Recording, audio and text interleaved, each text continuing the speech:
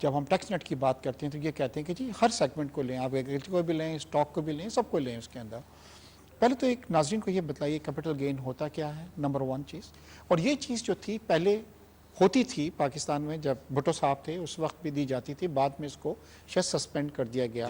اب انہوں نے دوبارہ پرپوز کیا ہے. آپ سوچتے ہیں کہ یہ ایک اچھا موو تھا شوکت ترین کا جانے سے پہلے؟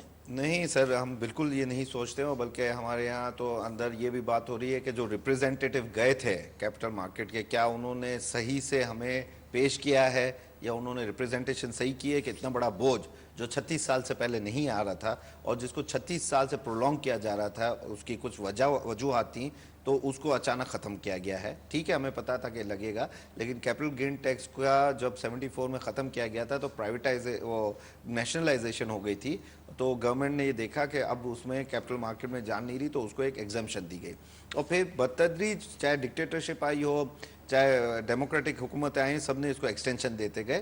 ان کی جو دماغ کے یا جو کانسیپٹ تھا وہ یہ تھا کہ اس کو کلیکشن بہت مشکل ہے، اس کی کیلکولیشن بہت مشکل ہے، اور یہ کیپٹل مارکیٹ کی پرائس ڈسکوری اور ڈیپتھ میں بہت بڑا ڈیمیج کرے گی، جس کے بعد نہ پرائیویٹائزیشن ہو سکے گی، نہ آئی پی اوز نئے آ سکیں گے، اور لوگ جو فنڈز ریز کرنے کے لیے بینکوں کی طرف دوڑیں گے جب سٹاک مارکیٹ اپنا رول پرفارم نہیں کرے گی، تو وہ اتنا بڑا ہوگا کہ انٹرسٹ ریٹ اور بڑھ جائیں گے.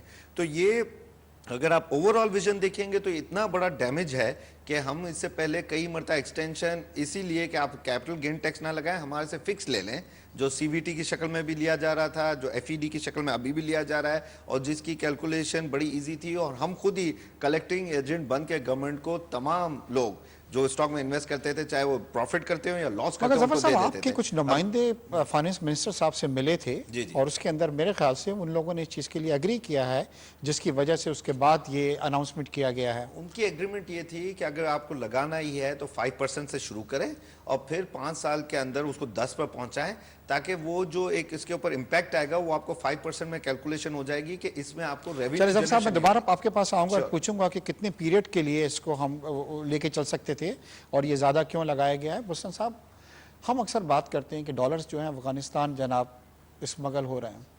جس چیز کا قحط ہمارے یہاں پڑتا ہے وہ افغانستان چلی جاتی ہے. جناب گہوں کا کیا پرابلم ہو گئی جی افغانستان چلے گئی، چینی کا کیا پرابلم ہو گئی جی افغانستان چلی گئی. ہر چیز کا یہ ہوتا ہے. ڈالر کا بھی ہم نے یہ سن لیا کہ جی وہ بھی افغانستان جا رہا ہے، جس کی وجہ سے ہمارے یہاں پچھلے دنوں میں آپ نے دیکھا کہ ڈالر جو تھا وہ 87 تک ہمارے پاس چلا گیا تھا.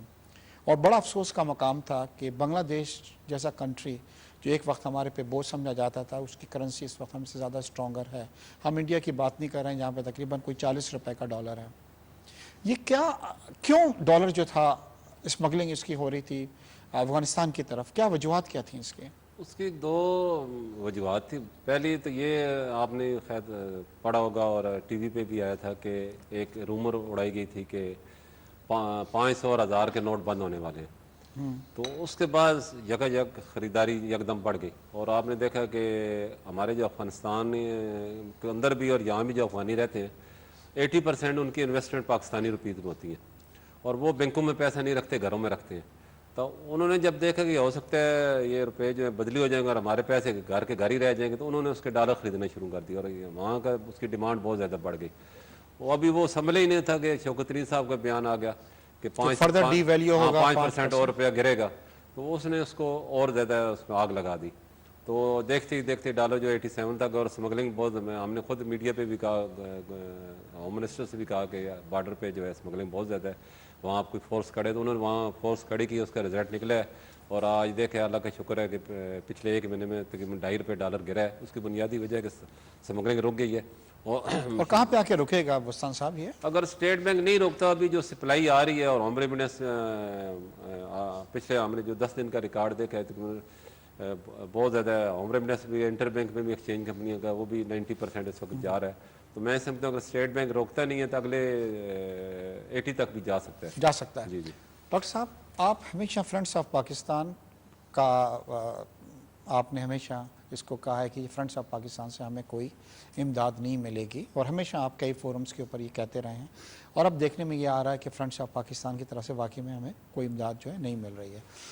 تو میں آپ سے یہ پوچھنا چاہوں گا مگر اس سے پہلے مجھے ایک بریک کے لیے کہا جا رہا ہے کہ فرینڈس آف پاکستان سے واقعی میں ہمیں کچھ مدد ملنے کے امکانات ہیں کہ نہیں ہیں. ناظرین ایک چھوٹے سے ہم بریک کی طرف چلیں گے اور بریک کے بعد ڈاکٹر صاحب جو ہیں فرینڈس آف پاکستان کے بارے میں ہم کو بتلائیں گے.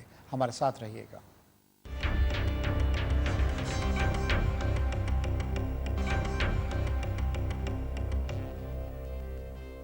ویلکم بیک ناظرین. بریک پہ جانے سے پہلے ذکر ہو رہا تھا پاکستان کی اکانومی کے بارے میں. ڈاکٹر صاحب فرینڈس آف پاکستان آپ نے ہمیشہ یہ کہا ہے کہ جی کچھ نہیں ملنے والا مگر حکومت نے اس اماؤنٹ کو اپنے بجٹ کا بھی پارٹ بنا لیا تھا.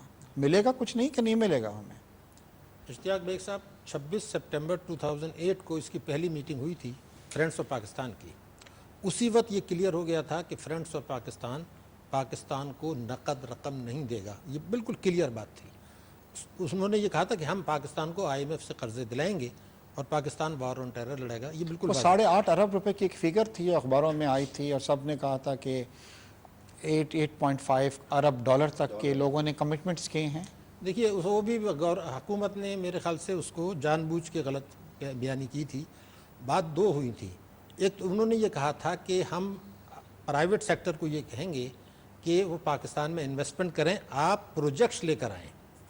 یعنی اگر وہ پروجیکٹس پاکستان لے کے جاتا ہے انرجی سیکٹر میں, انفراسٹرکچر میں, کول کے پروجیکٹس, تو وہ اپنے پرائیویٹ سیکٹر کو ریکمینڈ کریں گے کہ وہ پاکستان میں سرمایہ کاری کریں. نمبر 1 تو اس کا فرینڈس آف پاکستان کی جانب سے رقوم دینے کی کوئی بات نہیں تھی.